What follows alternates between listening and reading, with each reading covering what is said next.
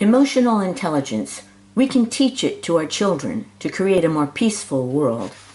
The following is the chapter on anger from my book, Growing Socially and Emotionally, a discussion guide for the intermediate teacher. When I was a third grade teacher, I used the guide I wrote with some of my students. Anger. Hardly a day goes by that there isn't a fight on the playground. On one particular day, the boys in Mrs. Mapp's class were having a kickball game. A boy from another class kept walking onto the playing field and interfering with the game. Finally, someone threw the kickball at him. The boy from the other class went after the boy who threw the kickball. Both boys ended up in detention for fighting. How could the fight have been avoided? Why do you think the boy from the other class kept walking through the kickball game? He could have been doing it for attention. If that were true, ignoring him and continuing the game might have made him stop. Or he might just be one of those people who finds it easier to do destructive things than constructive things.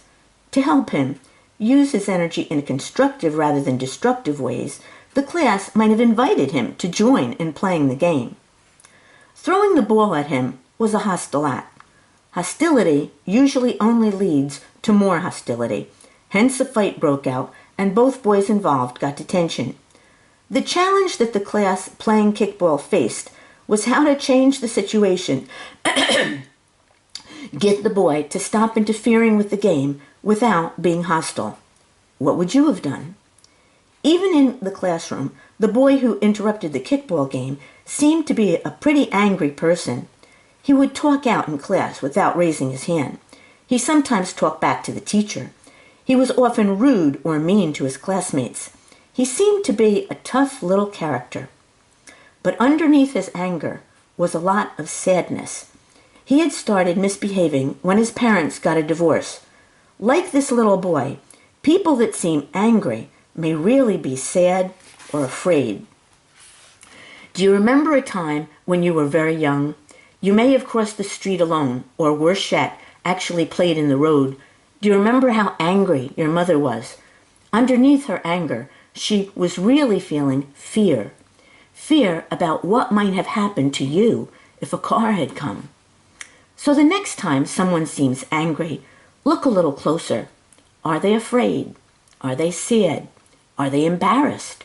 Is there another feeling hiding under their anger? Anger sometimes makes us do strange things. Agnes got in trouble with the teacher for not doing her homework. When Sylvia, her best friend, asked her what was wrong, Agnes snapped, "Will you get off my back?" Sometimes when we're angry with a more powerful person like our teacher or our mother, we don't express our anger to them because we are afraid of what they'll do. Instead, we take our anger out at someone less powerful, like a friend or a brother or a sister. Once we see what we are doing, we can stop. The best way to handle a situation that is making you angry is to change it. When you can't change it, getting physical exercise might help matters. When your 2-year-old brother breaks one of your toys, instead of taking your anger out on him, you might choose to take a walk.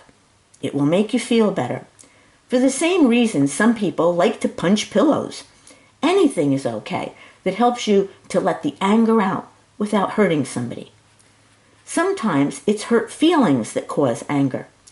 Melissa was the only girl in the class not invited to Jennifer's pajama party. "Don't talk to me," she shouted at Jennifer in class the next day.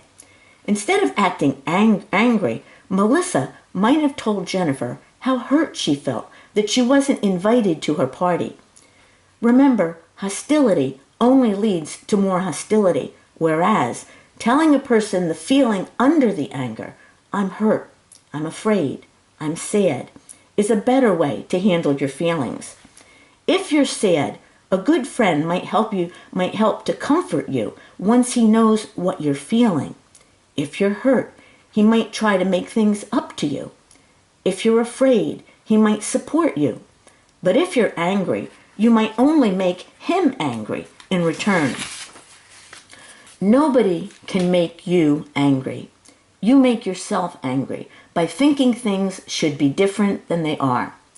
Why shouldn't your little brother break your toy? Little brothers sometimes do that. Why shouldn't your best friend fail to invite you to her party? People aren't always nice. It's when you demand things be a certain way and that people be a certain way that you make yourself angry. Accept people and situations as they are, and you'll be angry less often.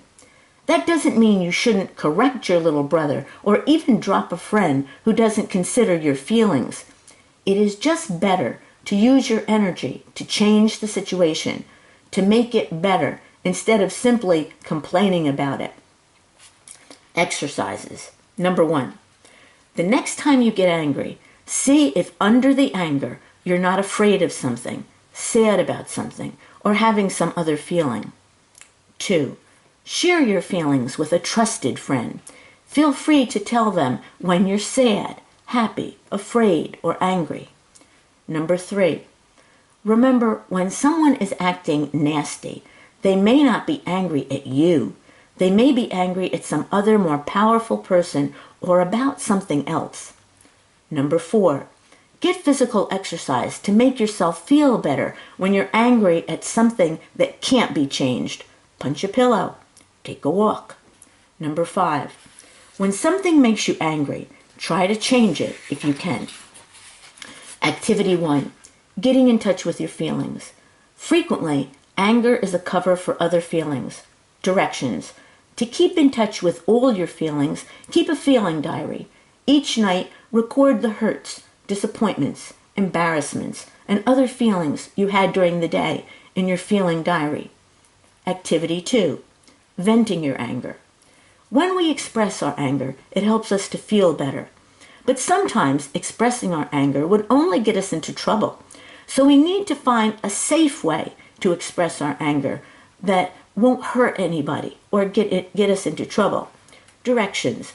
Think of someone who made you very angry in the past few weeks. Write an angry letter to the person you're angry with. Let all your angry and mean feelings out. Then rip up the letter. Activity 3. Broken record. Sometimes we get angry because we let other people walk all over us. If we would stand up for ourselves, we might prevent our anger from growing. Directions. Role play, telling another how you feel or what you think. If the other person doesn't really receive what you're saying, act like a broken record until he does. Example. Person 1. I want you to call me more often. Person 2. You get your feelings hurt too easily. Person 1. I want you to call me more often. Person 2. If we don't get going, we're going to be late. Person 1. I want you to call me more often. Person 2. Okay, I hear you. Activity 4. Angry energy. When you are angry, your breathing changes, your heart pounds, your blood pressure goes up. Many other changes take place in your body too when you are very angry that prepare you to run away from danger or to fight. Since you probably won't run away from the person making you angry or fight with them, you might want to find a constructive way to drain off your angry energy. Directions. Make a list of physical activities that you could do to work off your feelings of anger. Activity 5. A contract. One of the best ways to end your anger is to end the problems causing your anger. Directions. Sit down and write a contract with the person you're angry with. You have to keep talking to the other person until you come up with an agreement that pleases you both.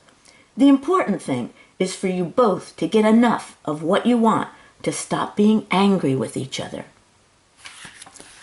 We can have a more peaceful world, but we have to make our children emotionally intelligent. Let's start teaching emotional intelligence in our schools.